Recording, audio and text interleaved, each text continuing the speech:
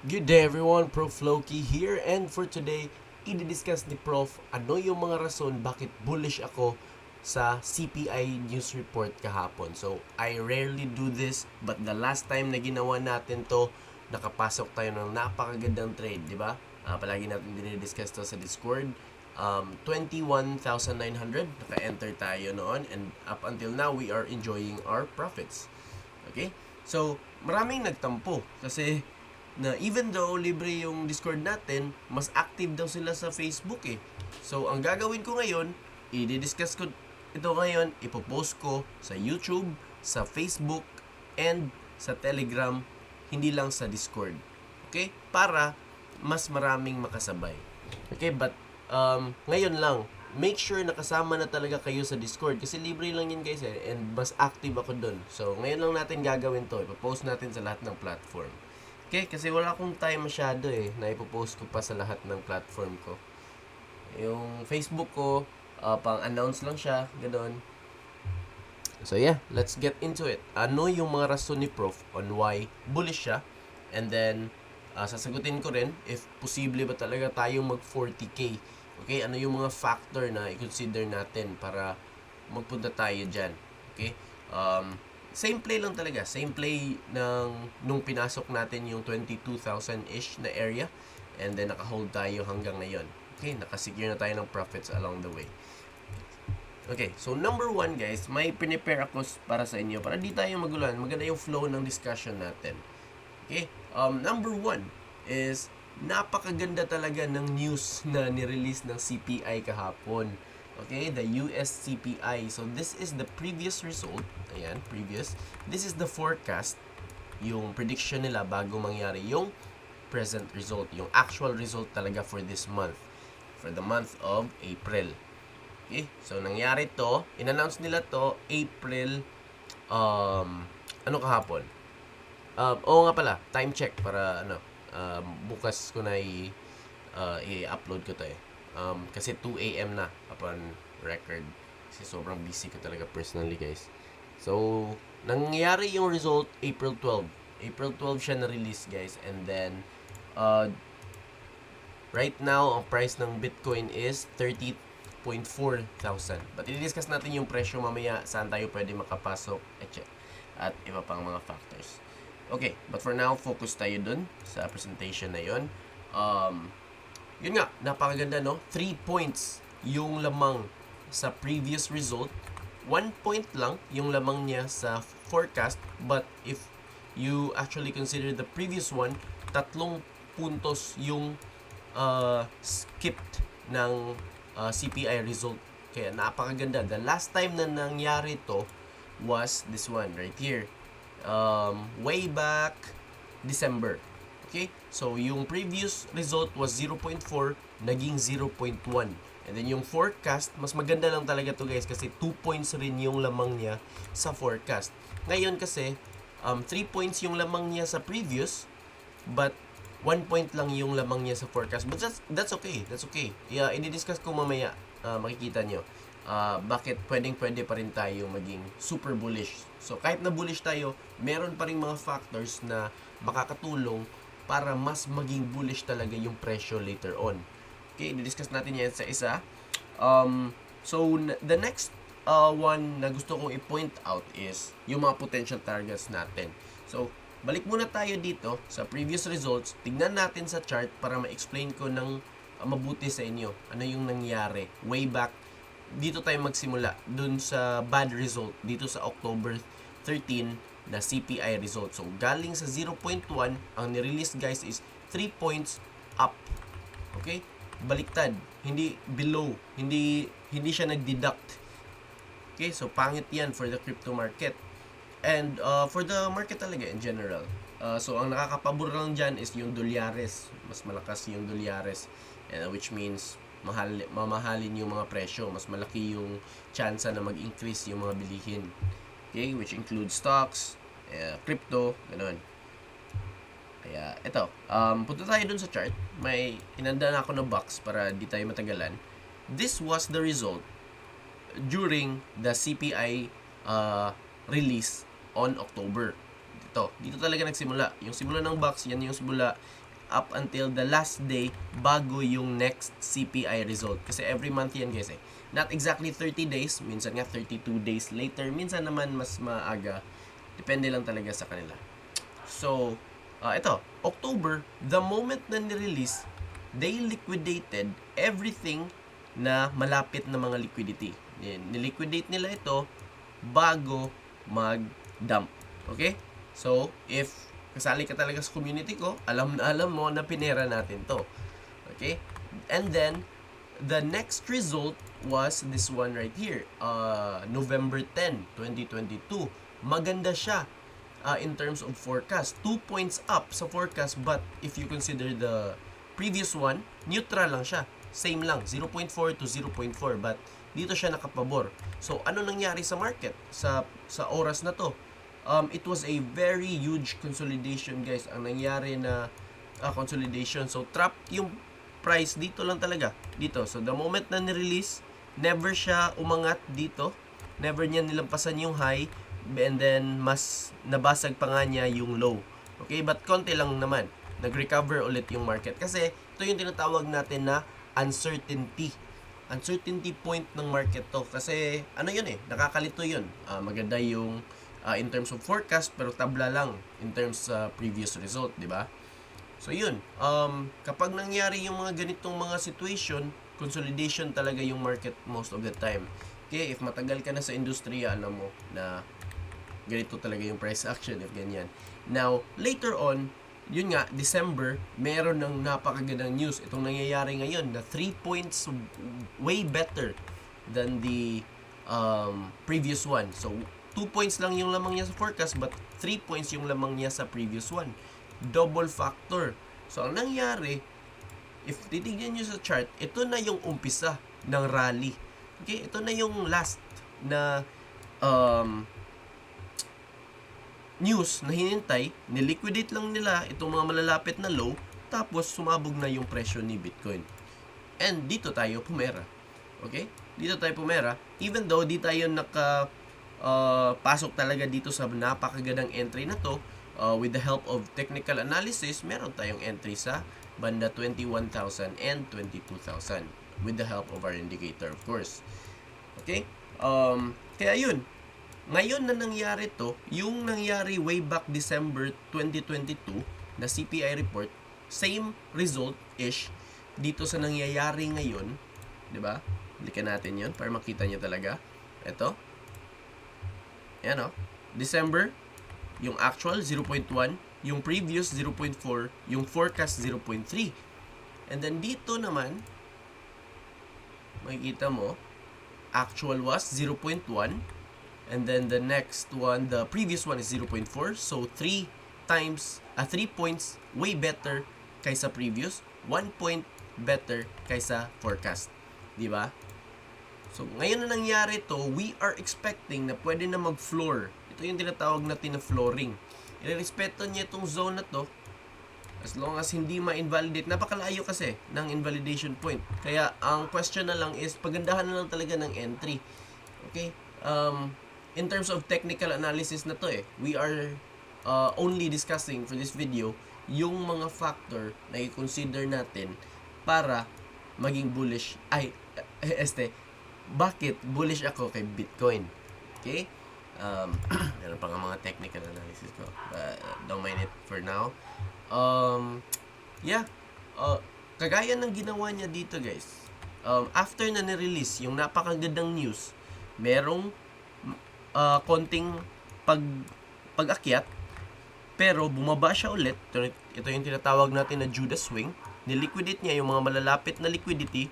Yan, liquidated na itong mga nag-stop loss dito, and then bumulusok ulit yung market. Now, looking at the price ng Bitcoin ngayon after the release ng news na yun, April 12, ito yung ginawa ng Bitcoin. Okay, April 12. Ayan. So, umangat, and then meron ng correction dito. And then right now, it is going up. So, ang healthy na gagawin ni Bitcoin dito, guys, is i-liquidate niya muna tong mga to. So, don't be shocked if pupuntahan pa ulit ng Bitcoin to. Kasi, you're gonna question yourself. you're gonna question yourselves, bakit maganda yung news but nag-dump tayo? Hindi dump yung tawag doon. Correction ng market yun, or liquidity grabbing to shake off yung mga weak hands sa market, and then yung mga matitira lang is yung mga diamond hands. Okay? Yung mga alam talaga yung mga ginagawa nila. And then that's the very reason why pinera natin tong move na to.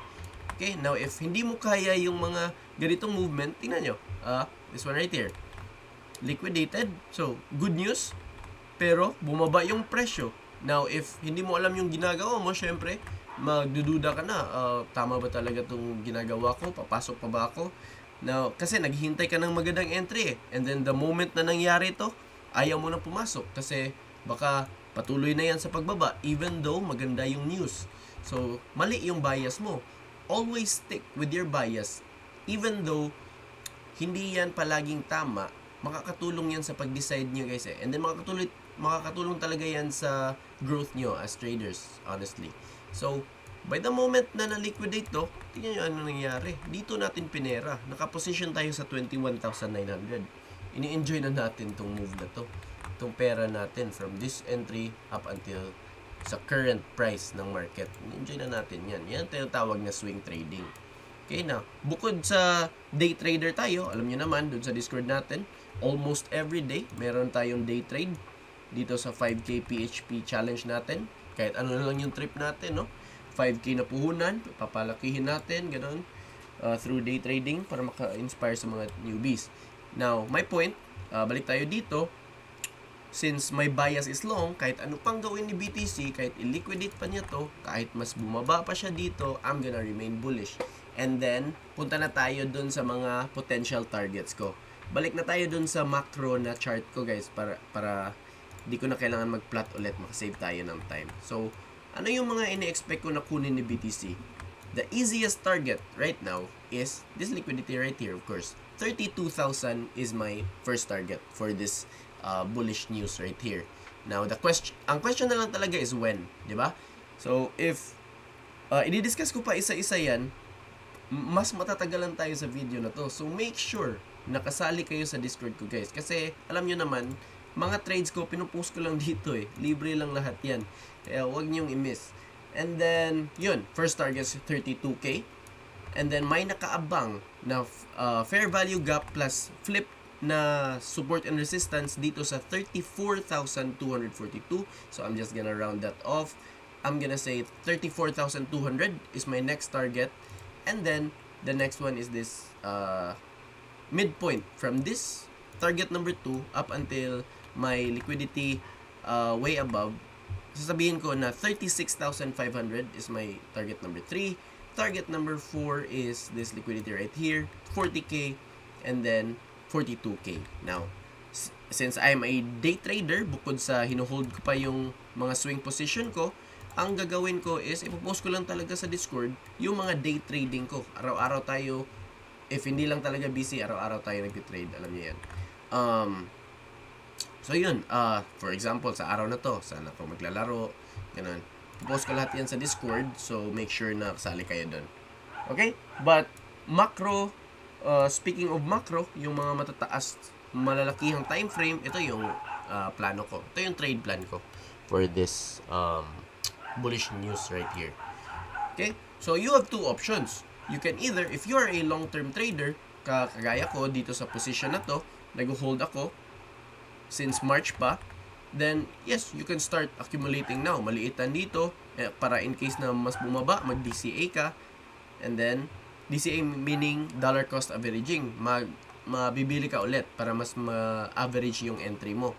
Okay? So, my technique usually kapag DCA is 25 to 50% lang muna dito, and then mas malaking dagdag pag bumaba. And then, always set an invalidation point kung saan ka magka-cut loss, di ba? But, diniscuss ko na yan, so I'm not gonna go further with that. Sa mga bago pa dito sa community ko, panoorin nyo na lang yung mga previous videos ko. So, yun nga, that's option number 1, DCA. Option number 2 is to look for a retest dito sa mga magagandang mga fair value gaps dito, guys. I'm gonna give you one. Let's hide my... Very clear. Fair value gap. Yan o. Klaro ba? 25,175 up until 26,555. Diyan lang talaga yung una nyong aabangan. Okay? Ako for sure, meron akong order dyan. Since I'm bullish. My bias is bullish. Okay, but yun nga, di natin alam eh. Anong pang gagawin ni market? Anong kalokohan ba? Meron ba tayong liquidity grabbing muna bago mag-retest? Or rekta na, retest na, bago sumabog yung presyo? Or we are gonna go lower first? Kagaya ng ginawa dito ng market. Imagine guys, from this, dito, itong point na to, itong high na to, papunta dito. That's, tignan natin yung drop na yan ha. That's from 25,295 up until 19,535. Napakalaki ng drop. Almost 6,000 na presyo ni BTC yung binagsak. 22% down. Okay, 22% down. Pero shake off lang pala. Tinatawag natin na shake off. Niliquidate lang yung mga nag-stop loss dito. Tinakot yung mga long-term investors para mas tumaas pa yung presyo. Okay, so kapag alam nyo yung ginagawa nyo, stick with your bias. Okay? Kasi palakasan ang loob tong industriya na to guys eh. So yun, this is the very clear and ito yung pinakamalapit na pwede kayong mag-place ng limit orders. Para this is your option number 2. Option number 1, DCA. Option number 2 is to place an order sa mga magagandang levels na dito. Apply nyo yung mga tinuro ko on fair value gaps. Ito, fair value gap ulit. Meron tayong deviation, neckline. Apply nyo lang talaga para alam nyo saan kayo papasok. Okay? And then, diniscuss ko naman yung targets clearly, di ba? Yung mga bearish macro natin. Yan. So, I think I'm done here. Hopefully no, this helps. And then, yun lang talaga. Prepare talaga yung mga magtatambay sa Discord ko guys, honestly. Kasi, libre lang lahat dun eh. Libre pa.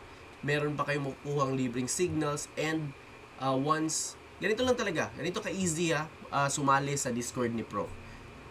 I'm gonna put the invitation link sa description box. You click that one. Once you are inside my Discord server, click this get free access dito.